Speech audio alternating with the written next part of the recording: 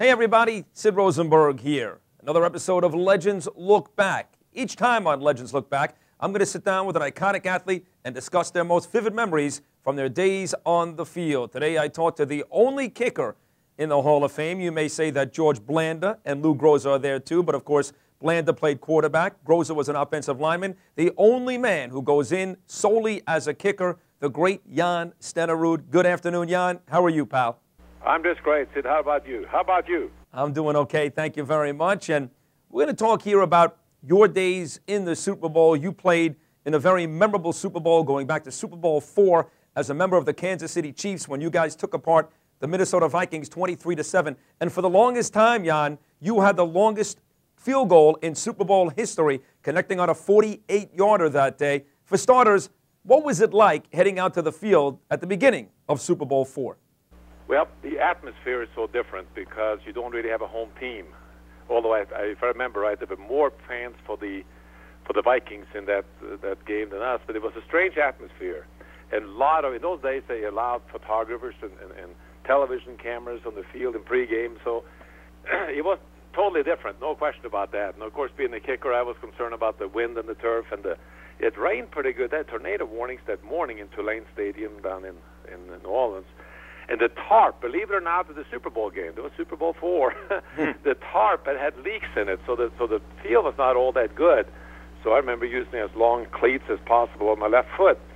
But anyway, we got off to a good start. I kicked the field goal from 48 yards. There's no great distance. But you're right, that thing held up for many, many years. But we got off to a 9-0 start, and our defense played great, and the Vikings were favored by 13 to 14 points. So and it was the last game between the AFL and the NFL. So it was really a great day for us and for the whole AFL. Yes, very historic moment. Of course, the year before that, the New York Jets behind Joe Namath defeated the Baltimore Colts, and that kind of got the thing going, kind of put the AFL on the map. And then by the time your organization beat the Minnesota Vikings in Super Bowl IV, it made it very easy for the transition that we saw down the road. Well, they worked on this for a long time, I'm sure, but I think all the AFL people felt a lot better about it. And you're right, Super Bowl III, but Joe Namath and the group, that was a huge, huge game. And, of course, I'm very proud of what we did the next year. But those two games, they were very special. And Sid, it's amazing. It's about 40 years ago now, isn't it? Yeah, no, it is amazing. And, people talk about, John Elway won 2 Super Bowls when he got Terrell Davis in the 90s, but he lost his first 3. And then you had those great Buffalo Bill teams with Marv Levy and Jim Kelly. They lost all 4. And the Minnesota Viking team that you beat, Jan, back in Super Bowl IV, they were kind of in that same mix between Cap and Tarkenton and a great coach in Bud Grant. Those guys lost all 4 of their Super Bowl opportunities. Well, the best opportunity was probably against us, although we had a terrific team. We had, in the playoff games, the Jets, the defending Super Bowl champ, only scored 6 points on us, and then we went to Oakland. They only scored 7 points, and we felt that their offenses were at least as good as the Minnesota Vikings offense, so our defense was playing great. But also the Vikings had it. I think they won 12 games in a row and pretty much dominating in the NFC, so they did have a great team that year, but so did we. It's amazing, though. They had all that offensive talent all those years, Jan, with Tarkenton and Chuck Foreman and Ahmad Rashad and all those great players, and it seemed like every time they took the field for the Super Bowl, they couldn't do anything on offense.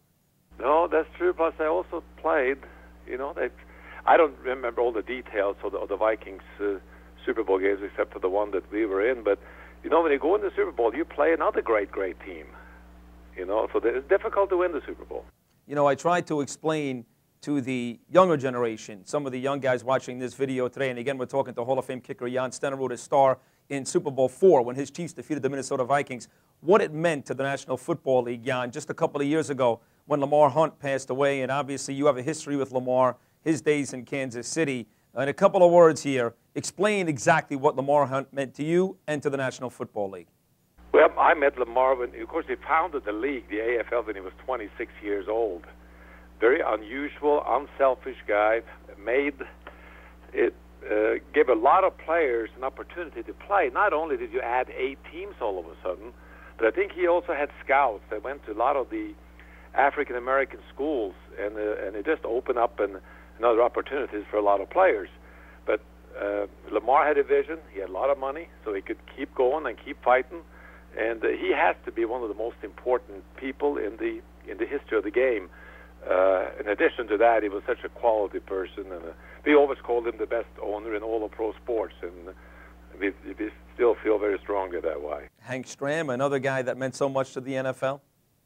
Hank was great. Hank was, he always felt like that you were very special. He felt every player feel like they were very good, and gave us a lot of confidence. Of course, he was an all-around coach. He knew all about the offense, the defense. He's coached the special teams. Really fun to be around.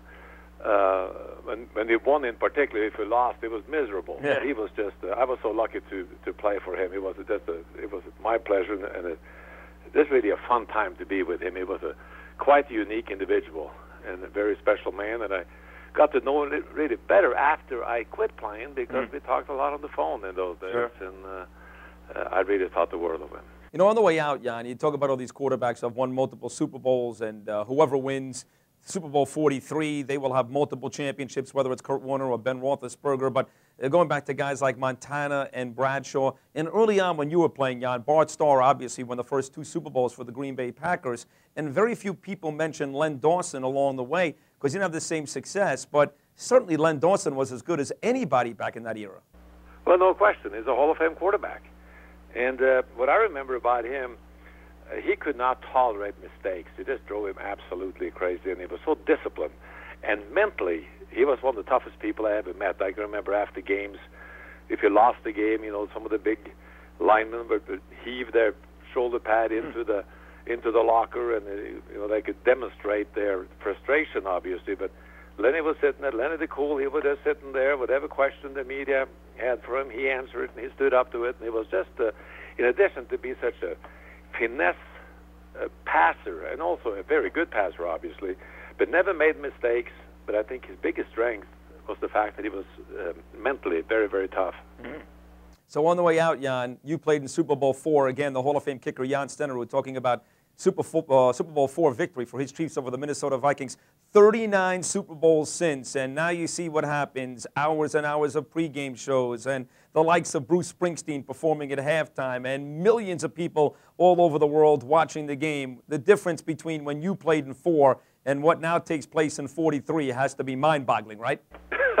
It has changed a lot. Now, I have to say this. Some of this around-the-world propaganda we hear about, it's not very significant. There are very few people that really care about the Super Bowl around the world. I travel Europe quite a bit, and of course, the NFL, they talk a lot about it, but it still has changed the media, the amount of media that come to a game. I think there's a couple of thousand media, what do you call it, passes given out when we played. It wasn't nearly as much, but I'd say this.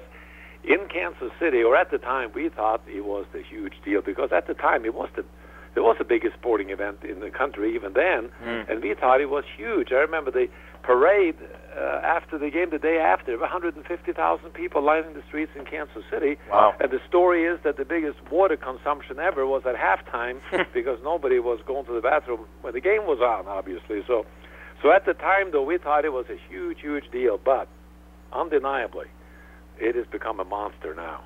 Yeah, no question about it. Jan, I want to thank you very much for stopping by for a couple of minutes and talking about your vivid memories of your Super Bowl IV win over Minnesota. Thank you so much. It's absolutely my pleasure, Sid. All right, there he is, Hall of Fame kicker Jan Stenerud, taking a trip down memory lane to discuss his career with the Kansas City Chiefs and playing in Super Bowl IV. And, of course, make sure you tune in each and every day to opensports.com, where the future of sports on the web is open. We'll see you next time. Think you can complete the drive? Play today and get an automatic entry to win daily prizes, 2 tickets to the big game, and a brand new car. Start your drive today at opensports.com.